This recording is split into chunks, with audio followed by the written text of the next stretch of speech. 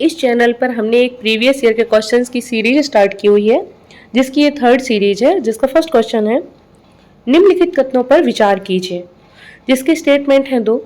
भारत के संविधान के 44वें संशोधन द्वारा लाए गए एक अनुच्छेद ने प्रधानमंत्री के निर्वाचन को न्यायिक पुनर्विलोकन से परे कर दिया है। सेकंड इसका स्टेटमेंट है भारत के संविधान के 99वें संशोधन को भारत के सर्वोच्च न्यायालय ने अविखंडित कर दिया क्योंकि यह न्यायपालिका की स्वतंत्रता का अतिक्रमण करता था। तो इसमें से हमें ऑप्शंस बताने हैं कौन से हैं। Option number A only 1, option number B only 2, option number C both and option number D nor 1 nor 2। तो इसका आंसर आप पॉज करके बता सकते हैं और इसका जो आंसर है वो है हमारा फर्स्ट का वी यानी कि ओनली 2। हम अगले क्वेश्चन पे चल रहे हैं। अगला हमारा वी स्टेटमेंट पे है कि निम्नलिखित कथनों पर विचार कीजिए। फर्स्ट जो इसका स्टेटमेंट है न्यायाधीश जांच अधिनियम 1968 के अनुसार भारत के सर्वोच्च न्यायालय के किसी न्यायाधीश पर महाभियोग चलाने के प्रस्ताव को लोकसभा के अध्यक्ष द्वारा अस्वीकार नहीं किया जा सकता। सेकंड स्टेटमेंट है भारत का संविधान यह परिभाषित करता है और ब्यौरा देता है कि क्या क्या भारत के सर्वोच्च न्यायालय के न्यायाधीशों की अक्षमता और सिद्ध कदाचार को गठित करते हैं। थर्ड स्टेटमेंट है भारत के सर्वोच्च न्यायालय के न्यायाधीशों के महाभियोग की प्रक्रिया के ब्यौरे न्यायाधीश अधिनियम 1968 में दिए गए हैं। फोर्थ स्टेटमेंट है यदि किसी न्यायाधीश के महाभियोग के प्रस्ताव को मतदान हेतु लिया जाता है तो विधि द्वारा अपेक्षित है कि यह प्रस्ताव संसद के प्रत्येक सदन द्वारा समर्थित हो और उस सदन की कुल सदस्य संख्या के बहुमत द्वारा और संसद के उस सदन के कुल उपस्थित और मत देने वाले सदस्यों के कम से कम 2/3 द्वारा समर्थित हो। तो आप इसे अगेन पढ़ सकते हैं और इसमें से हमें बताने कि कौन से हमारे सही हैं। इसमें फोर्थ हमारे 4 ऑप्शन हैं। फर्स्ट ऑप्शन है हमारा जो पहला और दूसरा स्टेटमेंट सही है। बी ऑप्शन है ओनली थर्ड। सी ऑप्शन है 3 एंड 4 स्टेटमेंट सही है एंड डी हमारा बोलता है 1, 3 एंड 4 हमारा सही है जो स्टेटमेंट है। तो हमारा क्वेश्चन नंबर 2 है और इसका आंसर है हमारा क्वेश्चन नंबर 2 का सी यानी 3 एंड 4। हम अगले क्वेश्चन पे चलते हैं।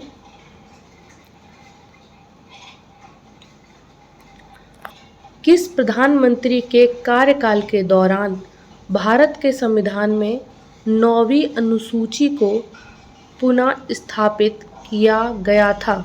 पूरा स्थापित। Option number A B C D. Option A Jawaharlal Nehru, B Lal Bahadur Shastri, C Indira Gandhi, D Morarji Desai. तो हमारा इसका आंसर है थर्ड का ए जवाहरलाल नेहरू। हम अगले क्वेश्चन पे चल रहे हैं। क्वेश्चन नंबर हमारा 4th है निम्नलिखित कथनों पर विचार कीजिए। स्टेटमेंट के हैं 3 स्टेटमेंट दिए गए हैं। फर्स्ट है संसद अधिनियम 1959 कई पदों को लाभ के पद के आधार पर निरर्हता से छूट देता है। सेकंड इसका जो ऑप्शन है उपरोक्त अधिनियम में 5 बार संशोधन किया गया था। थर्ड इसका जो ऑप्शन है स्टेटमेंट है शब्द लाभ के पद भारत के संविधान में भली भांति परिभाषित किया गया है। तो ये हम फर्स्ट सीरीज में भी इस क्वेश्चन को कराया था, लगभग इससे मिलता जुलता था। तो इसका आंसर 4th क्वेश्चन है। इसके स्टेटमेंट बताना है कौन सा करेक्ट है। Option number A only 1 and 2, option number B only 3, option number C 2 and 3, D 1, 2 and 3। तो क्वेश्चन नंबर है हमारा 4th और इसका आंसर जो है हमारा option number A only 1 and 2। हम अगले क्वेश्चन पे चल रहे हैं। क्वेश्चन नंबर 5 भारत के संविधान की किस अनुसूची के अधीन जनजातीय भूमि का खनन के लिए निजी पक्षकारों को अंतरण, अकृत और शून्य घोषित किया जा सकता है? इसके 4 ऑप्शन हैं। फर्स्ट जो है 3rd अनुसूची, 5 बी ऑप्शन 5th अनुसूची, एंड जो सी ऑप्शन है 9th, एंड डी जो है हमारा 12th जो अनुसूची है।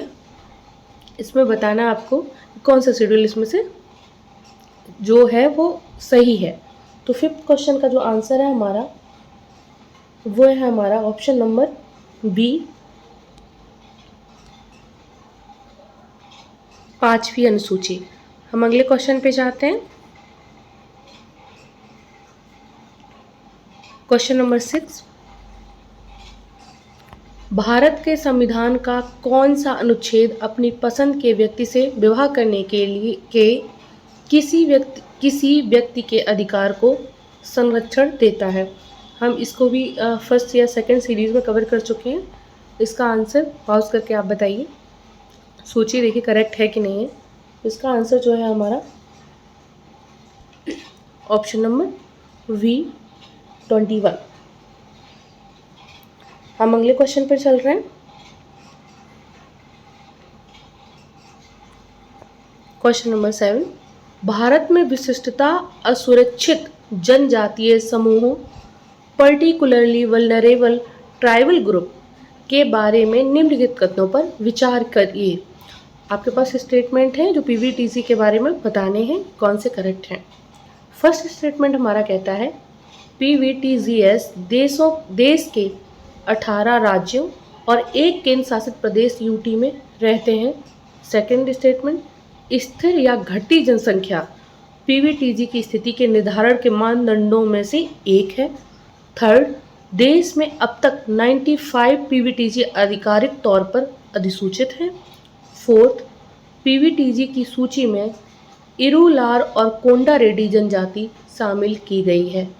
आपको इसमें बताने कौन कौन से जो स्टेटमेंट हैं वो करेक्ट हैं पीवीटीजी से रिलेटेड। हमारे 4 स्टेटमेंट हैं। फर्स्ट ए, आपको अगर लग रहा हो नहीं आप आंसर है तो आप एक बार खुद को चेक करा करिए वीडियो को पॉज करके।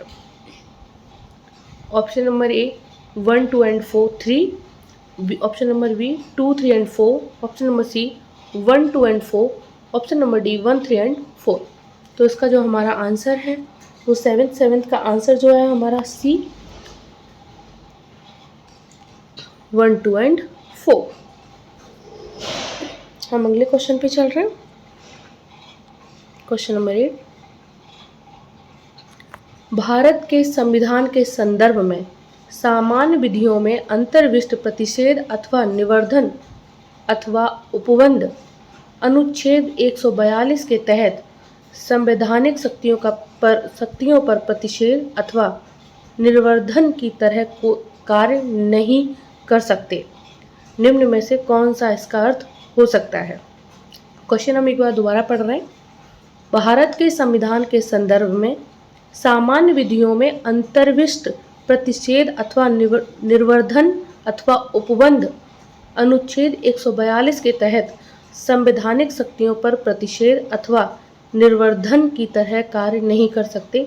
निम्न में से कौन सा इसका अर्थ हो सकता है? तो हमें इसका एक्सप्लेनेशन बताना है कि इसका क्या अर्थ हो सकता है।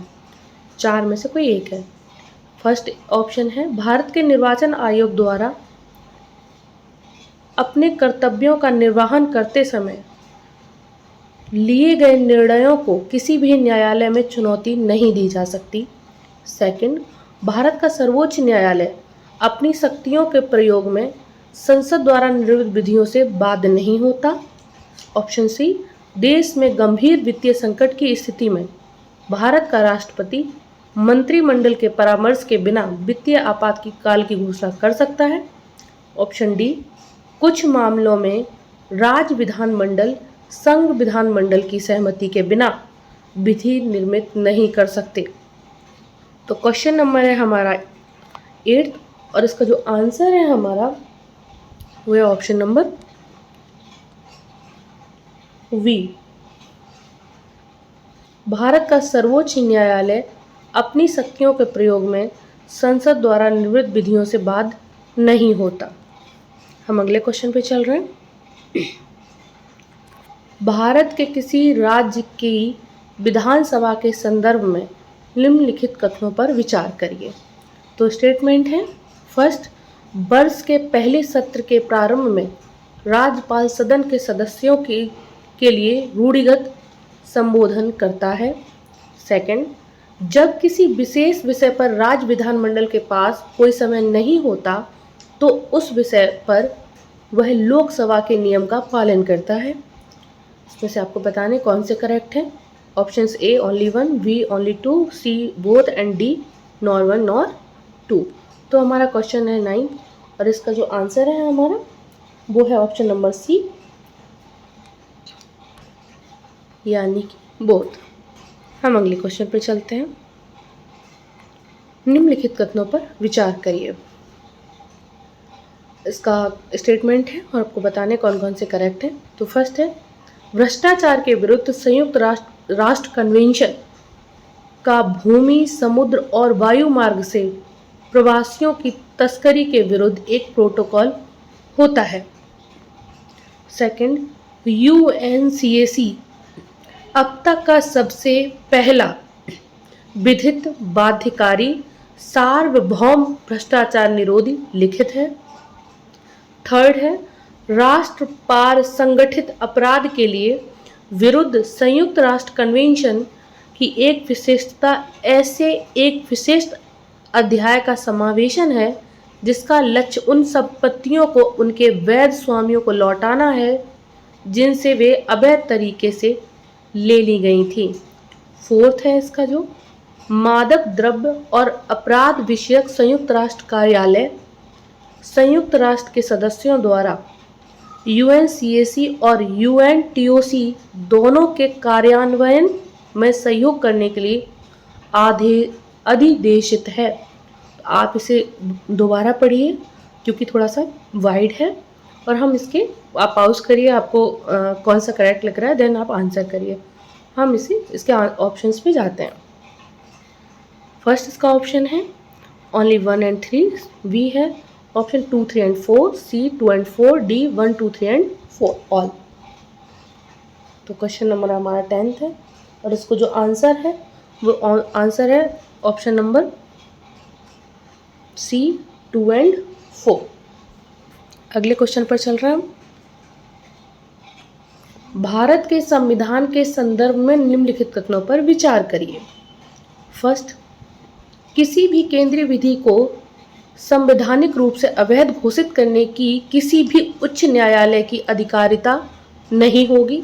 सेकंड, भारत के संविधान के किसी भी संशोधन पर भारत के सर्वोच्च न्यायालय द्वारा प्रश्न नहीं उठाया जा सकता।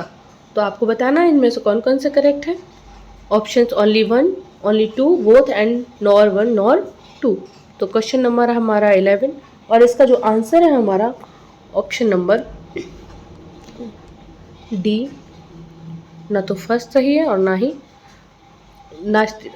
ही सेकंड।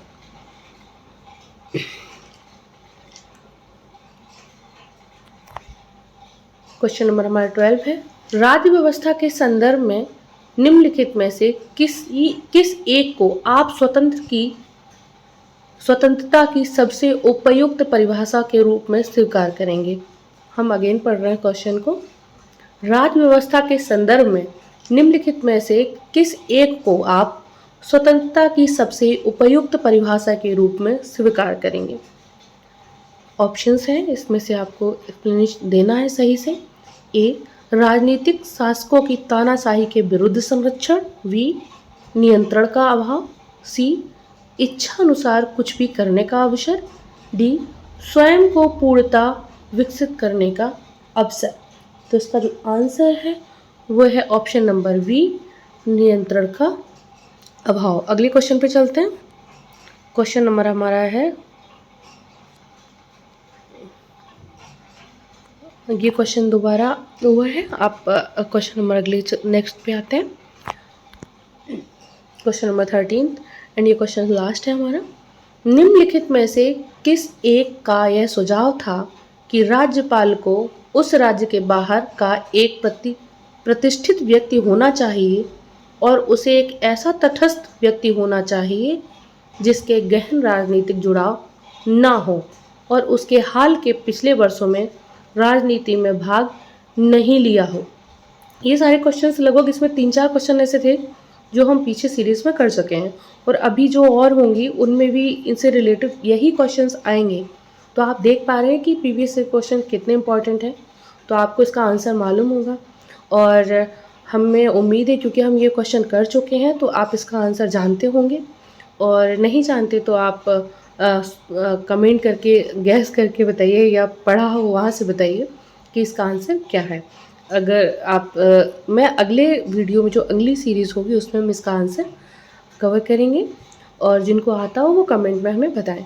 बाकी जो भी आपको हमें सजेशन देना हो जिससे रिलेटेड आपको लग रहा हो कि हम अपने वीडियो को और अच्छा बना सकते हैं तो आप प्लीज़ कमेंट सेक्शन में आप हमें अच्छे अच्छे सजेशन दे सकते हैं ताकि हम मोटिवेट हों और हम अपना ऐसे ही सीरीज़ को कंटिन्यू रख सकें।